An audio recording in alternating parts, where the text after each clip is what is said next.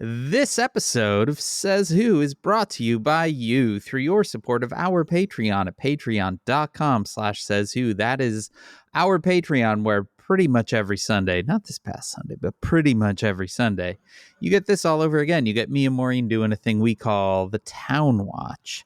That is essentially this, half an hour long instead of 1 hour, and just a real knee slapper. So that's if you give it $5 or $10 a month. $10 also gets you a sticker in the mail every month because you become a member of the Says Who Sticker Club. All of that is at patreon.com/sayswho. Today in book pitch, I'm going to ask you now more than ever just to go in and use your library this week. Okay. Just walk in the door. The more you walk in the door and use the resources, the better. It's true. It actually helps them. Libraries are the fucking best. And there's tons of shit in there. It's true. It's real good. Just go in. Yeah. Just go in. Sometimes people ask me, like, Maureen, does it upset you if I get your book from the library instead of buying it? No. There's a line in a Swedish murder mystery. It's called The Bridge, where one of the characters said, "Money should never be a barrier to reading." And I was like, it was just that along with fix their hearts or die, or just a couple random lines from shows that are just that I believe in thoroughly. Of course it helps me when people buy my book. It helps, I buy lentils and bins with that, but that's important. I only need 2 bins though, and lentils are cheap. So but I thank you when you do. But God damn it, use that library. Do it.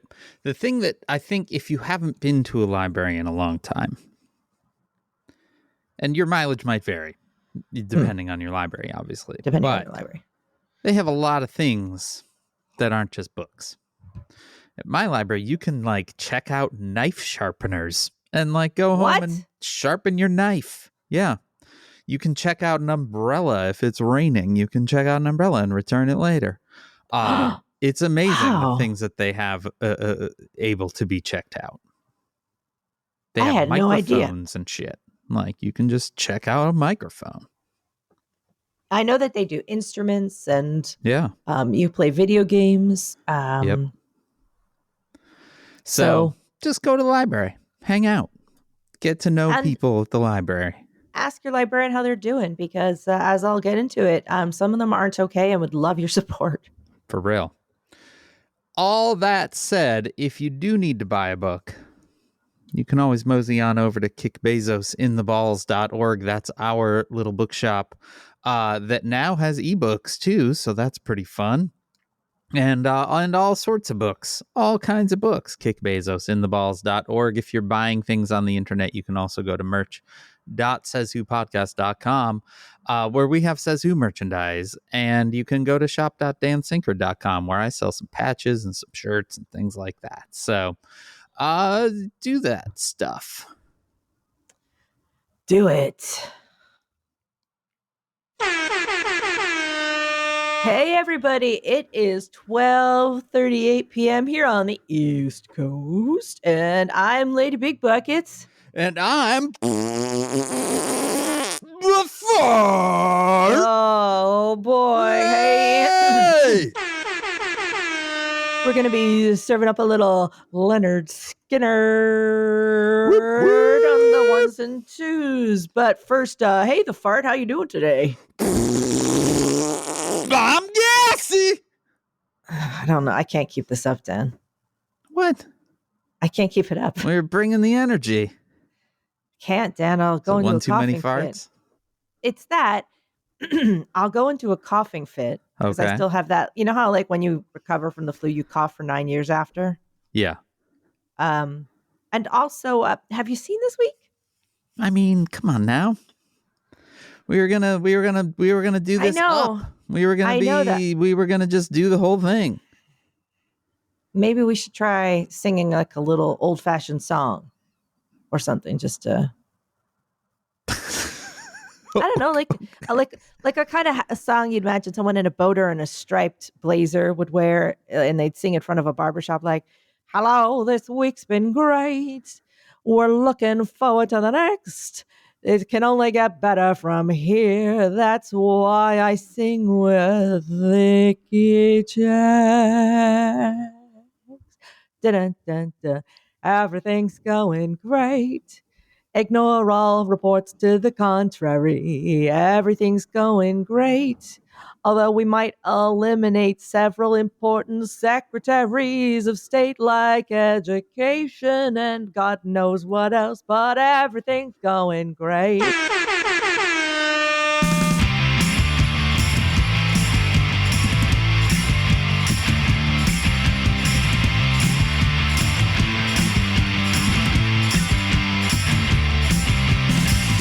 Welcome. Yeah, see, now I'm just sitting there waiting for you to do the stupid welcome. This says to podcast up. The podcast. That isn't a podcast. It is a coping strategy. I am Dan Sinker. And I'm Maureen Johnson. And please forgive if I cough. It's okay. You're allowed to cough. You know what? Anyone's allowed to do anything now. You mind if I take my pants off and just jump out the window? Yeah, go for it. We are recording in a brief window of time where there aren't people outside your window. Yeah, that's just been. I waved to them earlier. They went by. It's never going to stop. No, it's not. It's never going to stop. Maureen it has been texted me this morning, was like, it's very loud. Yeah. And typically we've then shifted our recording time till quitting time for people. What even are they doing? I don't understand. It's been 5 months. Yeah. They are drilling the outside of the building. Okay. I don't know. They're drilling it. They drill it. They put holes in it. They fix stuff. They drill it again. Okay. Yesterday, I saw them doing something on my air conditioner. I waved to them.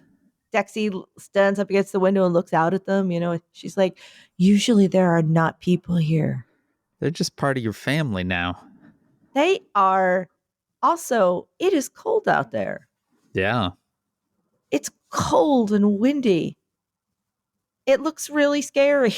It seems like an inopportune time to be doing exterior work. They did start in October, Dan. So, but even that feels late to begin this. When you're changing seasons. Yeah. I don't get it. I don't get it. Maureen, how we'll get into the news, people. But how has your week been externally from that?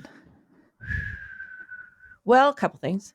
One, I'm starting to shore up some stuff. For example, I realized my passport just expired. Oh. So I immediately was like, we are taking pictures and I am putting in this application right now. Yeah. So getting that done. I had a strange, interesting, but good weekend. I was, for Authors Against Book Ban, I coordinated a table at the Society of Children's Book Writers and Illustrators, Illustrators Conference in New York. So we signed people up and we got a lot of people signed up. I talked to librarians. But on Friday, when I went over to sign this, to put the table up, I'd printed a banner, so I'm walking to FedEx and picking up the banner, picking up printouts.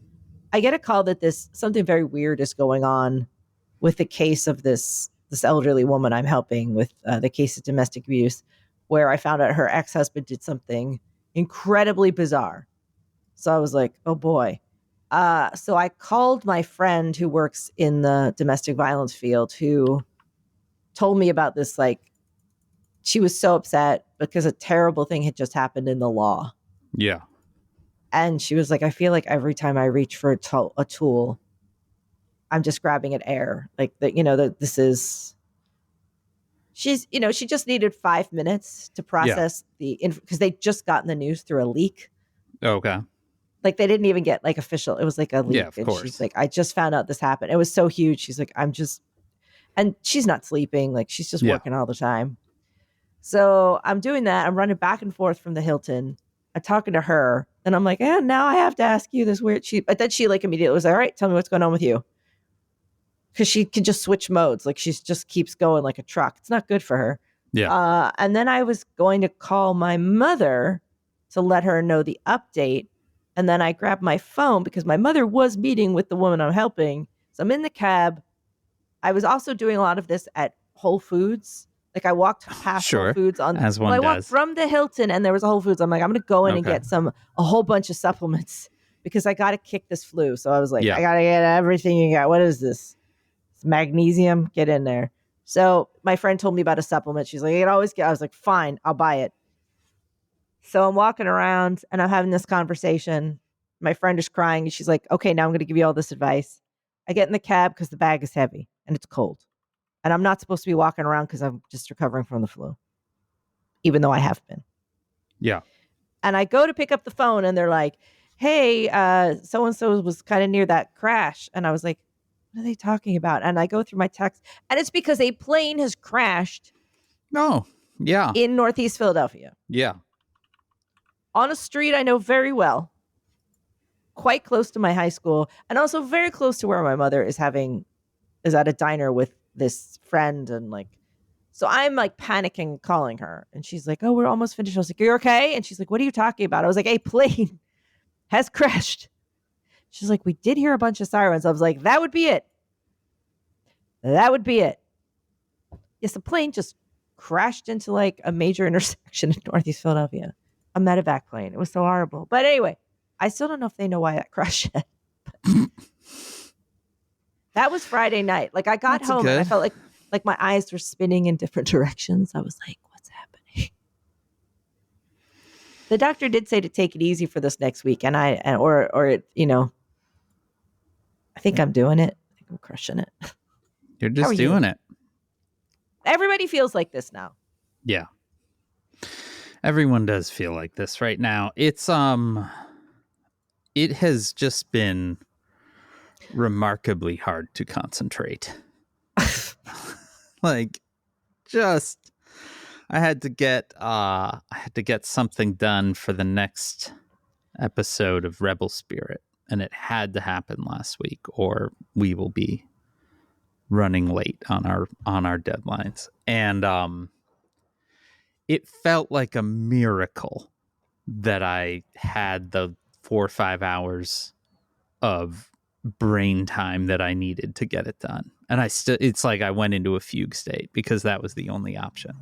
Otherwise, it has been just incredibly, incredibly difficult to concentrate. I will say, though, this past weekend, there used to be this really wonderful conference that would happen in January in Chicago every year called Ord Camp. That was sort of a invite only, super smart people from all sorts of different fields and stuff that would get together. There was no real agenda. It was just sort of like, let's bring smart people together for a weekend and see what happens. And it was incredibly fun and very moving and motivating and all sorts of things. And it lasted for a very long time. And then obviously the pandemic hit and the organizers canceled. There was actually one like January 2020. And then, then the pandemic hit.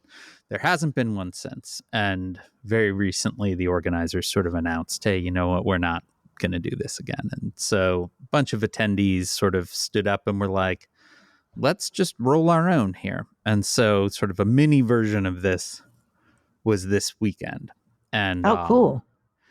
And as we have talked about before, like right now, just sitting at a table across from people and talking is everything. And so as difficult as it has been, that was really wonderful, to just sit across. And this was sort of, it was only people that had attended before, just as a, sort of a organizing principle. So it was not like meeting new people, but it was seeing a lot of people that I have not seen in a long time. And being able to spend, many, many hours into the very late night, just fucking processing and thinking and all of that was very useful, I would say. I felt much better coming out of it than I did going into it. And this is a conference that has actually had a lot of government workers and things like that at it, including this last one. So all of that I would say was useful. But boy, I still feel like every day I'm just spending most of my time like inside a dryer getting tumbled around. Yeah. Dan, I suppose we should be telling the people what's going on. We can keep going. We're only 15 minutes in here, Maureen. We can laugh it up and laughing and hee-heeing.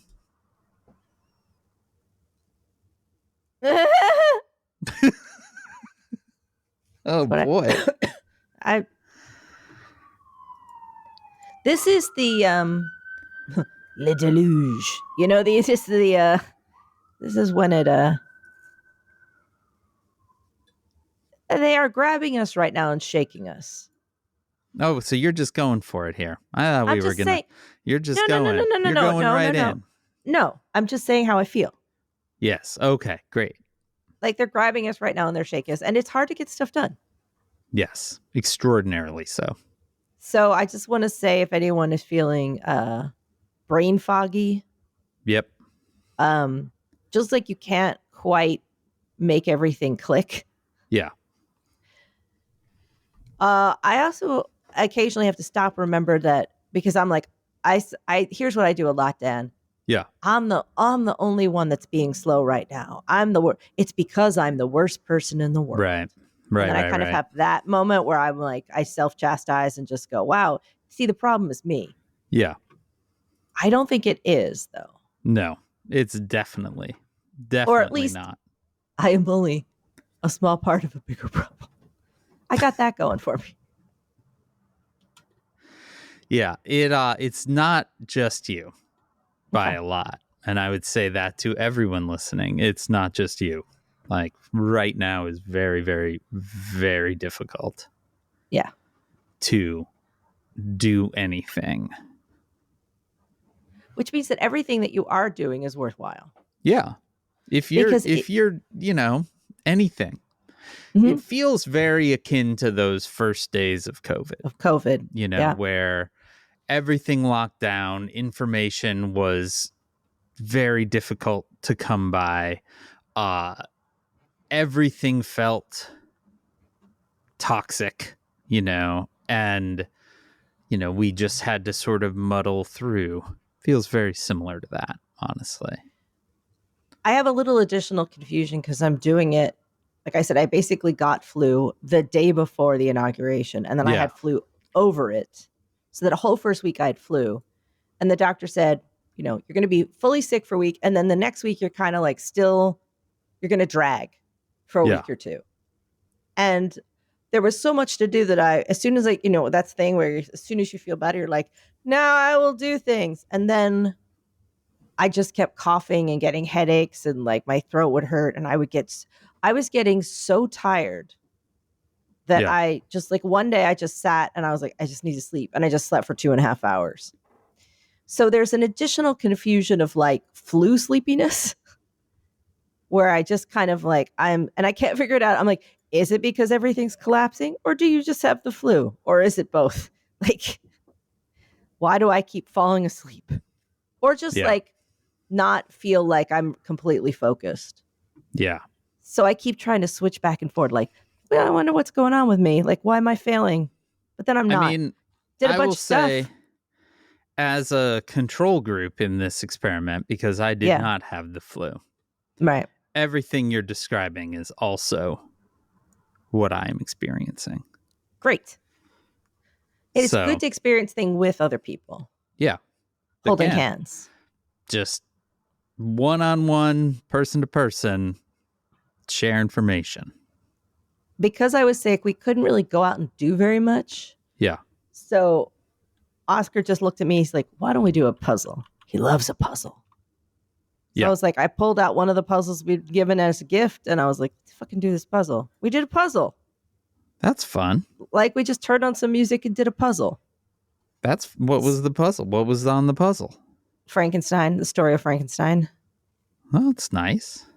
Yeah, there's a series that this artist has done. Like it basically is this very stylized, but it tells the whole story in this kind of pattern. It's good. They're cool. That's There's a cool. bunch of them. Yeah.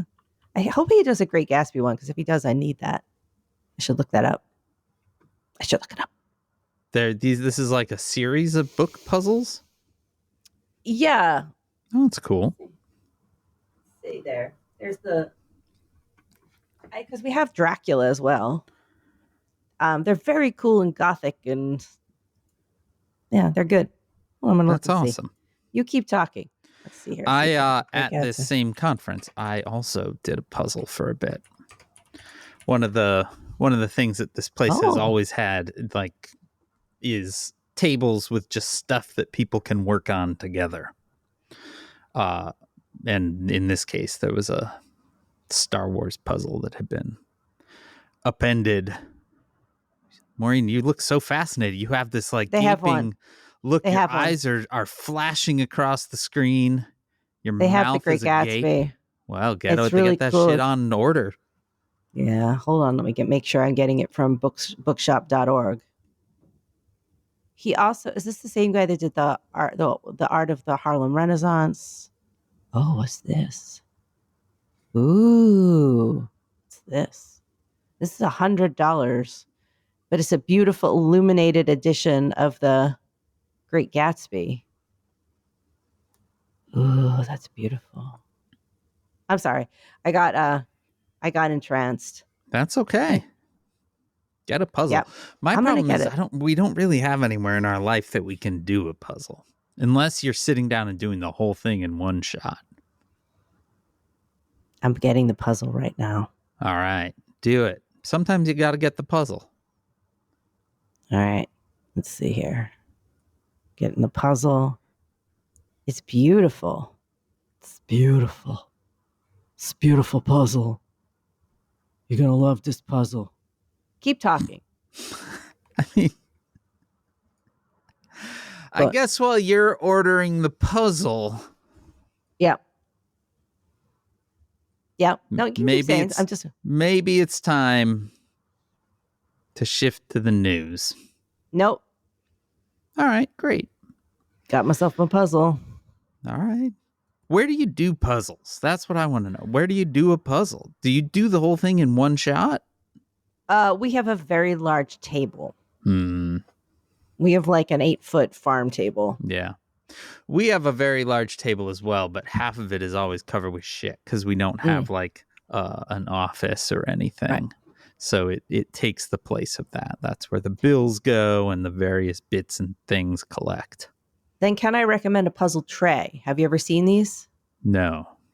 So they're like, it's basically like a big wooden tray. It has little tiny shallow drawers in the side. Oh, I see this now. Yeah. So you do the puzzle. Where do you put the puzzle tray?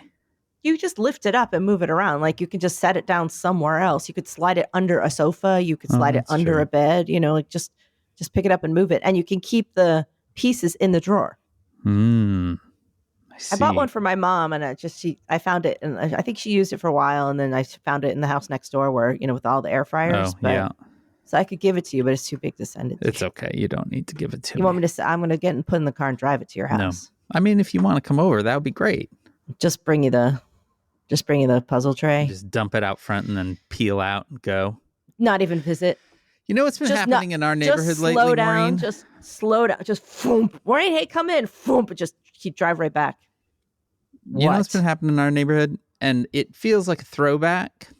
What? Teenagers roaming around bored, ding-dong ditching houses. Hey. Yeah, we've been ding-dong ditched twice now. Oh, I like that.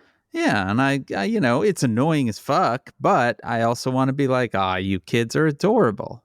Respect, I get it. You're bored. Yeah. The government's collapsing. You want to ring a couple doorbells? Go for it. Yeah, fuck it. Why not? Should we talk about the news?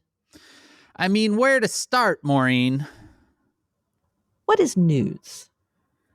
So, Jamil Bowie, who was on the very early rendition of this very podcast when we were 9 years ago. dummies. When we were little dummies. dumb babies. Dumb babies. He is, if you are not following Jamel Bowie in various places, I would recommend. He is a good follow because that dude is fucking smart. But he did yesterday, I think, sort of say that simply reciting the actual facts of what's happening right now makes you feel and sound like a conspiracy theorist, even though they are the actual facts of what's happening right now. So where to begin? Donald Trump became president, immediately turned the day-to-day operations of our government essentially over to Elon Musk, who's appointed a team of children to walk into agencies and take over their computer systems. While Trump has been picking fights with allies, starting trade wars that almost certainly will crash the economy, rounding up migrants with plans to reopen Guantanamo to hold them, erasing trans people from any governmental recognition, and appointing the literal worst possible people to head up government agencies, people whose first move after being appointed is essentially to issue stop work orders in whatever agency exists. That's essentially what's happening right now. And I'm missing 3/4 of it. Yeah. You know, one thing these fuckers did when they planned all this out was they said we are going to do shock and awe, which those of you that don't remember or weren't born yet or were very young during the Gulf War, that was what they called the opening salvo of our attack on Iraq, was the shock and awe campaign, where they would simply overwhelm with bombing. That was supposed to then be followed by being greeted as liberators. That didn't work out so well. It also involved essentially shutting down the entire government of Iraq and installing a bunch of young, inexperienced, cocky Americans who, fired all the various, bureaucrats and things like that. And that worked out great. That worked out wonderful. So we're apparently just doing that, but here. Part of the problem, Maureen, is that there's a great deal of asymmetry information-wise. A lot of the more kind of traditional and mainstream outlets are slow to follow all of this. They are, or they're kind of covering one thing while a whole nother thing is moving in a whole different direction. Does seem to be that does definitely seem to be happening. Yeah. That's been especially true, at least up until recently. Now it feels like some outlets are beginning to catch up, but it's been especially true around Musk's involvement in basically everything. Most of what we know is coming from Wired magazine, not usually known for their coverage of the governmental bureaucracy, but they have actually done a phenomenal job of following, I cannot underscore enough, children as they go around governmental agencies, turning stuff off. They have been revealing who Musk's little fash dipshits are. Musk's little fash dipshits. It's going to stay with me for a while. Wired has named a good 6-7 people. Akash Baba, Edward Korestein, who's 19 years old and LinkedIn name is Big Balls. Luke Farrader, Gautier Cole Killian, Gavin Kilger, Ethan Shoutron. That's gonna. Yep. And Marco Elez. All of them are between the ages of 19 and 25. Somebody did say, when I was 24 years old, I also probably would have said, yeah, I can understand how the Treasury computer system works. How hard can it be? There are likely many more of them at this point. In fact, there are absolutely many more of them at this point. These are just the ones whose names we know. Where do you think One he bit of found his... recurring reporting says that often these kids, when they show up in meetings or show up in buildings, they will only give their first name or not reveal who they are at all, which seems great. So I have some basic questions. Okay. Where did he find his little fash dipshits? Great question. A lot of these little fash dipshits have interned at Neuralink, which is the often forgotten Musk brain implant startup. Other ones have interned at SpaceX. And the reason why I'm saying interned and not worked is because a bunch of these kids are still in college. Yeah. But because, because they're 19. Because they're fucking 19 years old. Right. Yeah, that's why. Yeah, the 19-year-old, I believe he interned at Neuralink. Before that, he was a camp counselor. That's like his entire thing. Dan. Mm-hmm. I'm gonna need you to can you just do that one more time?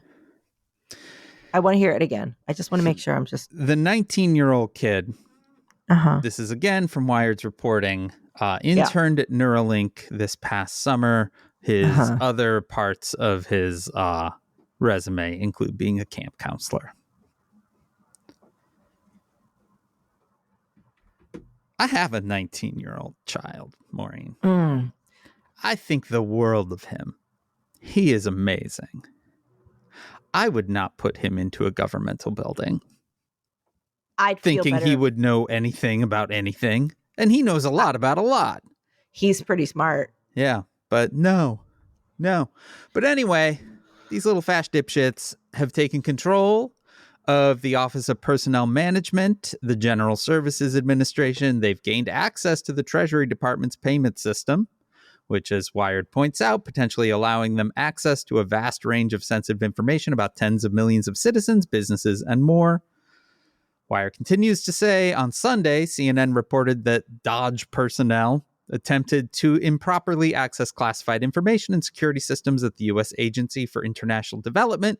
That's USAID or USAID, which suddenly this weekend, Elon Musk has decided is literally, and I quote, a criminal organization, and has taken a special, I would say, focus on shutting the whole thing down. This is the way a lot of our foreign support of various non-governmental organizations and things like that get paid, including your pals, the Green Brothers, and John Green specifically's tuberculosis work, which he just posted up yesterday. They'd been doing months and months of work to run a tuberculosis campaign that just all got shit canned because USAID money went away in a blink. Yeah, it just went away, and some goon was just standing there like, you can't come in. Yeah. Last night, it was reported that these same fucking fash dipshits have gained access to the Department of Education systems, which now means they're digging through my kid's FAFSA report. I'm kicking myself, Maureen. I'm kicking myself, and this is why. Because when the teen was back for winter break, I was like, dude, we need to get the next FAFSA filled out because we don't know what's going to happen January 20th. And then you know what I didn't do? Fill out the FAFSA because that's not fun. And I wanted to have fun. Anyway.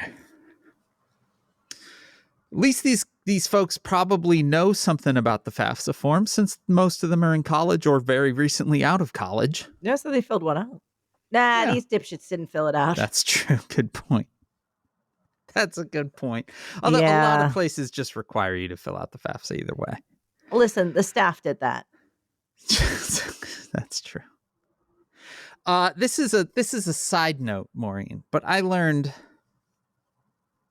I don't think it was during the Robert F. Kennedy hearings that just happened. Robert F. Kennedy Jr. hearings. But in the reporting around him, when he applied to Harvard, his Harvard application, all he wrote was, "I'm Robert F. Kennedy Jr." That was the whole application. He got into Harvard. Anyway, these little fash dipshits. We have no clear idea whether they have actual government employee, if they're government employees, or have the clearances that you should have. They almost certainly don't have the clearances that you should have to access, say, the fucking Treasury mainframe. Well, Dan, they're 12, so you know. Yeah. They are showing up on calls with government employees and demanding that they produce and defend code that they've written. Now, if that sounds weirdly familiar, that's exactly what Musk did when he took over Twitter. In fact, this whole thing is basically the same playbook that Musk did when he took over Twitter, including the email that was sent out to governmental employees last week, giving them until this Friday to choose to resign their position or not.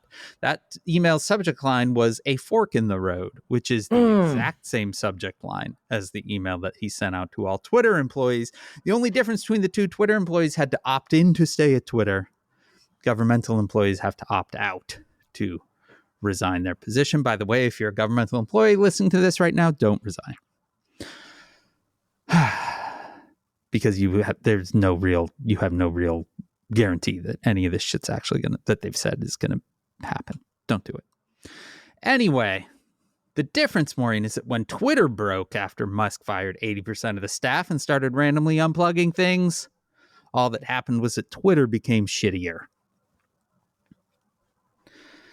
At this point, we have no idea what they're doing with all the access that they've gained. They are essentially reporting to no one. And it is worth saying that all of this is massively illegal, largely unconstitutional, and yet here we are. Maureen, do you feel better now? Well, I mean, today that they they're drafting an order to initiate the elimination of the education department. Yeah. So I just want to shout out to everybody who was like, he's not connected to Project 2025. Yeah. Is it? Yeah. That was one of the all of these motherfuckers had to have just been laughing and slapping themselves on the back when they saw the completely unquestioning reporting when Trump said, well, I don't know this Project 2025. I don't know who they are. Because they have followed it completely. One of the architects is up for a cabinet position right now. Like, it's, yeah. It is what it is. You know, when he said, vote for me now and you won't have to vote again. Yeah. I was like, well, I think he's going far, but not that. I don't know what I thought about that. Yeah. But now I'm like, oh, it's actually pretty literal. Yeah. Yeah. It's been 2 weeks and they're taking over government buildings. Mm-hmm. Yeah. With unknown, sometimes teenagers. Unnamed kids. With little brown shirts are going in there. Yeah. I chose an interesting moment in time in the last year, I would say, to become interested in reading books about history, right? My dad was always a big, I read books about history guy, and I was always like, that seems boring. But I've gotten into it now, and I just finished reading a book about the British campaign of disinformation during World War II. And one of the things that... Which book? Great question. I can see what the cover looks like. I got it from the library, Maureen. Was it a Ben McIntyre? I don't think so. Hold on. It was a nonfiction book. Yeah. Now I got to look this up. It was a book, Maureen, called The Illusionist. The True Story of the Man Who Fooled Hitler by Robert Hutton. Is this about the people that was like, it was like a team of magicians and yeah, like it was stage about the designers? guy that ran that team, right? Oh, so good. So he was based in Cairo and was and sort of put together a team of misfits and actors and all and artists like and jugglers.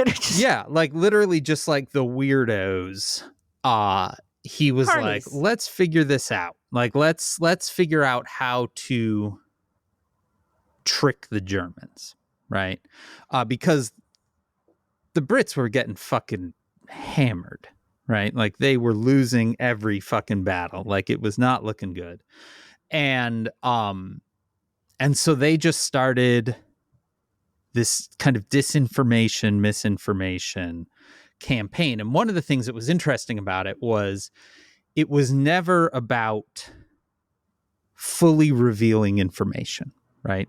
It was instead about, all right, you go to these bars and just kind of talk about this, and hey, wear this shirt while you're there. They literally invented battalions that didn't exist, like, because they wanted to give the impression that there were more, the armies were bigger than they were. So like they invented battalions and they invented like an air squadron that didn't exist, and they didn't do much except have like get a logo printed up and like have people at bars talk about it, or they would put little bits of information out on the transom and allow the Germans to kind of put the puzzle pieces together, right? One of the most, this is now I'm giving a book report. One of the things that I really took away from it was one of his big things was it's not about what you want them to think. It's you have to plan all of this, not around we want them to think this, right? But instead we want them to do this. Right? How do we put information out there that will cause them to do something, not simply think something? Because they might think something, but they don't actually change their plan, right? Right. You want them to actually change their plan. Anyway, it's fascinating. But one of the things that helped significantly later on, and they sort of figured this out as they went, was there were a bunch of dumb fucking people on the German side of things, right? Just like sycophants and kids and dumbasses that got the positions that they were in because they kissed ass, right? Or they didn't question shit. And so you could then exploit that, right? Like that these people were not actually going to chase down information as carefully and closely as they should, and when I feel slightly hopeful, it's that, right? Like these fucking 20-year-olds running around playing little fash dipshit. They don't really know much, like they're so. I have several things to say. That's a large reason why kind of Germany collapsed, was it was really run by a bunch of dumbasses. Oh, yeah. Honestly, Dan, as I've said recently, my German has come in handy, because there's a bunch of Nazi stuff. You're like, I understand what the Nazis are saying in this show. Yeah. Great. Couple things. First of all, I believe that was the battalion that made the inflatable tank. So they didn't make the inflatable tanks, but what they made wooden tanks. They made little wooden tanks that they would put over vehicles and drive them around. And this is my favorite thing. So they did two different things in the Northern Africa campaign. So they built wooden tanks that they put around vehicles, and then they would drive them around.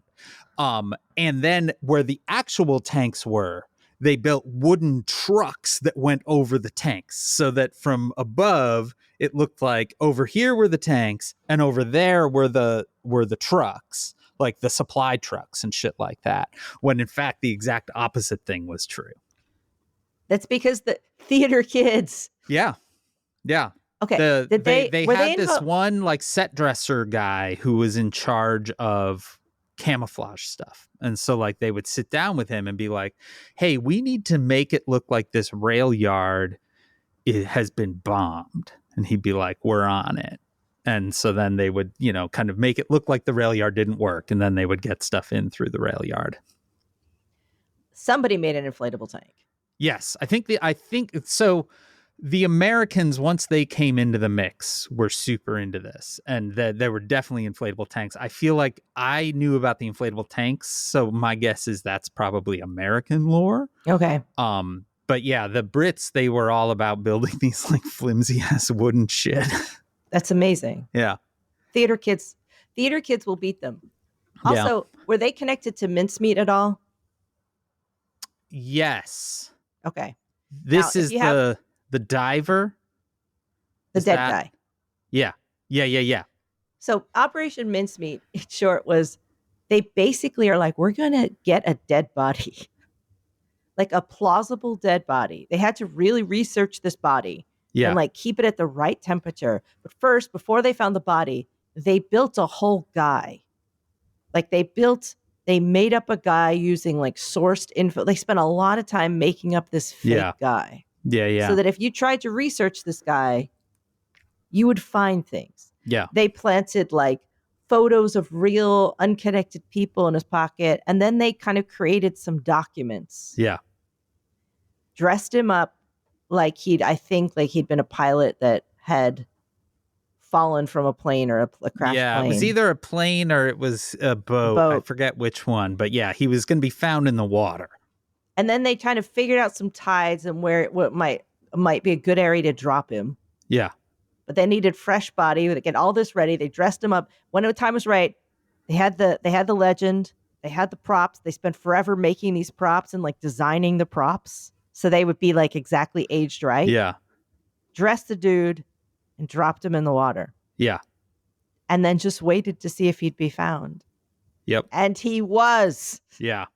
Yeah, so that whole story plays out near the end of this book, and is sort of put forward as this initial guy's like sort of like the final evidence that he was being listened to, because that sort of followed all sorts of parts of what he had been preaching all along. There is a movie, I think it's called Operation Mincemeat, with Matthew McFadden, and it's great. If you want to take 2 hours and just watch them like create this whole legendary like dead guy. I love it. Pretty great. I have to read this book now.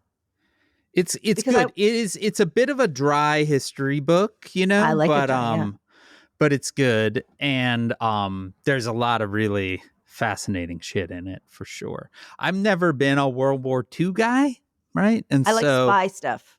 And I love espionage stuff. It's definitely written with a stuff about World War II when you start this. And I did not. So there were a few things that I had to go look up. But generally it was quite entertaining and very interesting. And I have thought a lot lately about it isn't about what you want them to think, but about what you want them to do as being how you need to approach things. Because I have always been fascinated with cults and large belief or small belief systems. I've always been fascinated by the question, like, why did people become Nazis? Yeah. Why do people join anything? They never think it's a cult. But just sort of in relation to what you're talking about, right before we started this call, I was in the back end of a bunch of websites for Moms for Liberty. Yeah. Because I'm working on something for AABB where we have to do some school board stuff. And I was trying to figure out where to get some information. Yeah. And I couldn't find it anywhere online. And I was like, you know who may actually have this fucking information is Moms for Liberty. Yeah. Now, they don't have this up on their site, but like I started to look at all their like connections, other organizations, back end stuff. And they work with this one organization that literally have people watch videos of school board meetings. And then they have a program where as the video plays, you can sit and code in all the topics being discussed. Oh, okay. And like a grade about those topics. Wow. So they send people these assignments where they grade and rank and classify every single thing that's going on in school board meetings. And part of me was like, we got to steal this shit. Yeah. Like, I have to figure out a way that we could steal their stuff.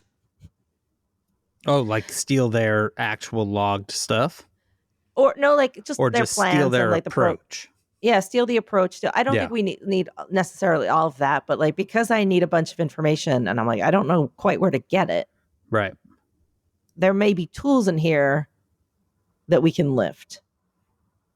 Yeah. So I also feel like because I have a big overwhelming job, I need help. And I'm like, I need ideas and help. And there's systematic stuff in here that I can't figure out how to do. So I know someone that's marginally employed.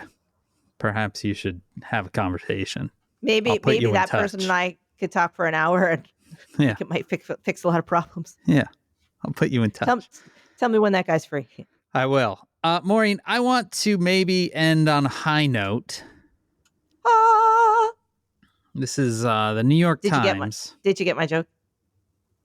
Oh, you sung a high note. I sung a high note. Yeah, I get it. Did you get my joke? This is from the New York Times, Maureen. Today. Yeah. The Proud Boys no longer have control over their name.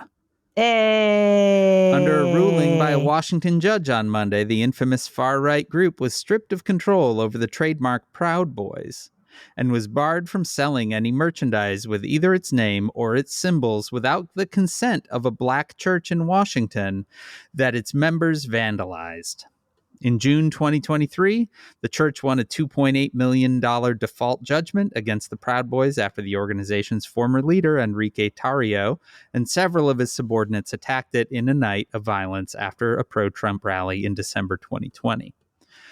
The ruling by the judge, Tanya M. Jones-Bozier of the Superior Court of the District of Columbia, effectively means that Proud Boys chapters across the country can no longer legally use their own name or the group's traditional symbols without the permission of the church that was attacked, the Metropolitan African Methodist Episcopal Church.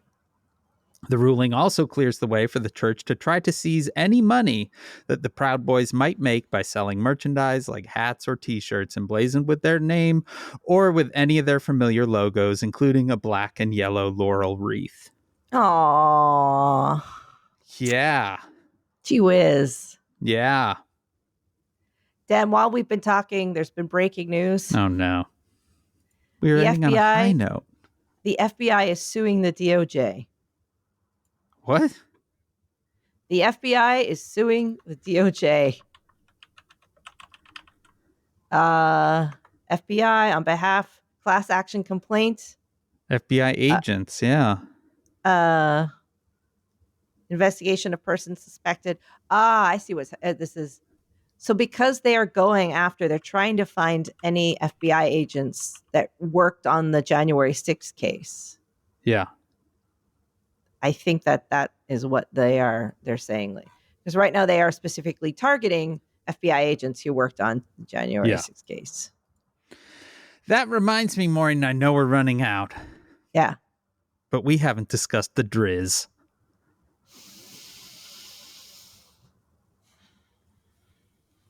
You guys, I need to explain to you that the other day I woke up and my text messages, I'm just going to read them to you because I want you to get the full experience of what I had going on the other day. Let's start. Okay. Here we go. It says, I get a message in the morning. It says, message for you. And then a picture that says, this is the acting FBI director who calls himself the Drizz. Yep. Real name, Brian Driscoll. Now, this man, I'm going to just describe him to you. Looks like an underemployed prop comic. He's got kind of this curly brown hair, a mustache that's at least 1.5 centimeters thick with a little chin beardy thing, lopsided, cheeky grin. Yeah. Possibly an earring, hard to tell. If not, there's a implied earring. There's an implied earring. He's definitely got some sort of, under this suit, he's definitely wearing a Hawaiian shirt. Yeah. Or a t-shirt that says female body inspector. Yep. I believe that one for sure. My next text, the Driz says, "Good morning, Maureen. The Driz hopes you slept well." I said, "Dan, I'm going to have to ask you to stop.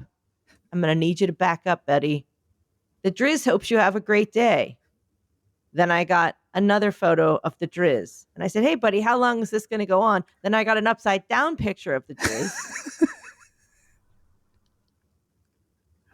And then Maureen, FBI's acting director, Brian Driscoll, is appointed to run, is confirmed, refused to approve the mass firings. 2 people familiar with the Then a picture of the Driz. The Driz holds the line.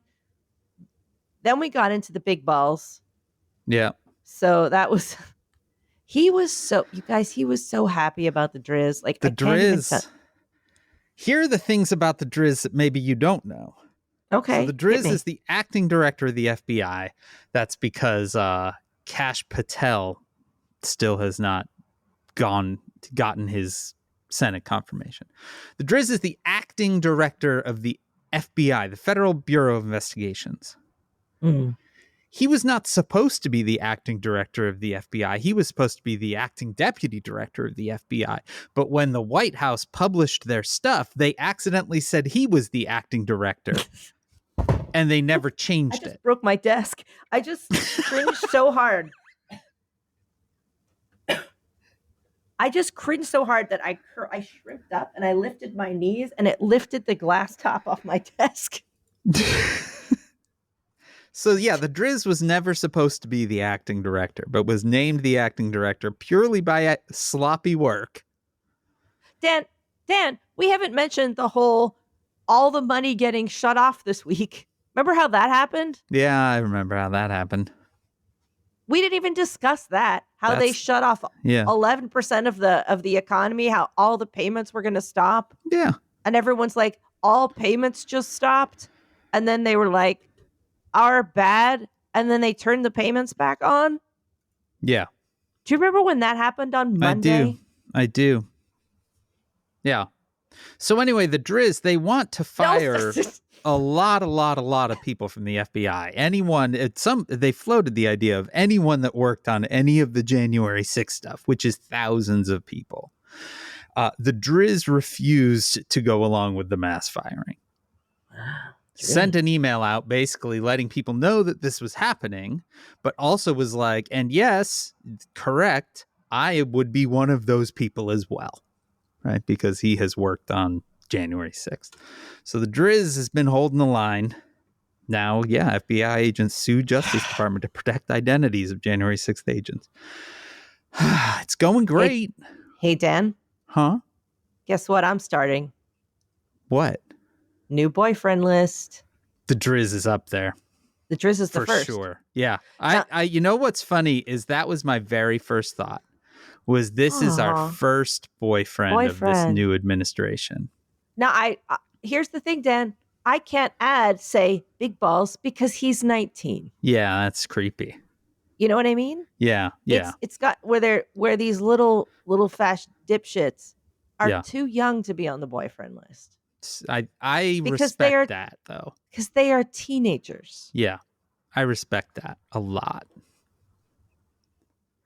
Well, move Woman's aside. Gotta have a code. It's disturbing that these are teenagers. Yes.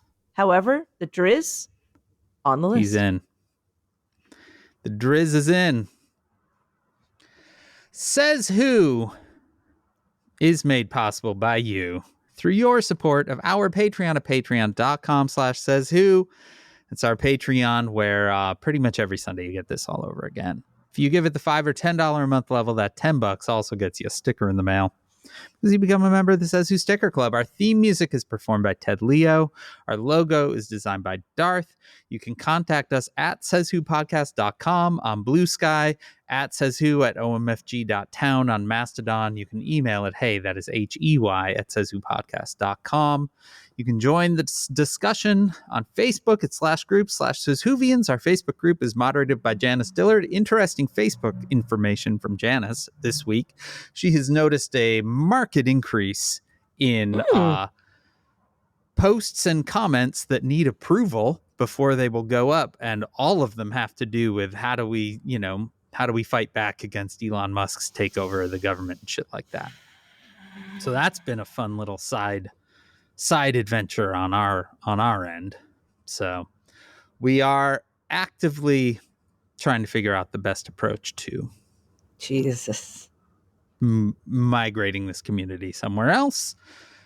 In the meantime, there is the fan-run Discord server at tinyurl.com/sayswho Discord. Spread the word, subscribe, leave stars and reviews on Apple Podcasts, Spotify, YouTube, or wherever it is that you listen. And you can join us next Wednesday, February 12th, for our very next episode. I guess we're about to find out which government agency will be shut down next week. Yeah. What do you got? You got any bets? I mean, I think education's the easy one. I mean, that's already kind of done, so in terms of being in process. So let's see. I'm going to go with, let's see. How many departments are there? There are a lot. I say they're going to try to shut down the CDC. I mean, that's another one that they sort of already have. But really defund it. We're going to close down the CDC. Well, we'll find out together, folks. From my basement in Chicago, I am Dan Sinker. And from the best city in the whole goddamn world, New York City. We hadn't even discussed how Eric Adams is lobbying hard for the Justice Department to drop the case against him. Best city in the world. I'm Maureen Johnson. This has been Says Who.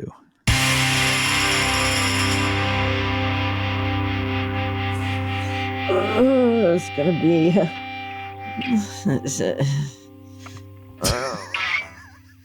Oh no! Oh no! Oh no! Oh Dan! Oh, Bory! Oh.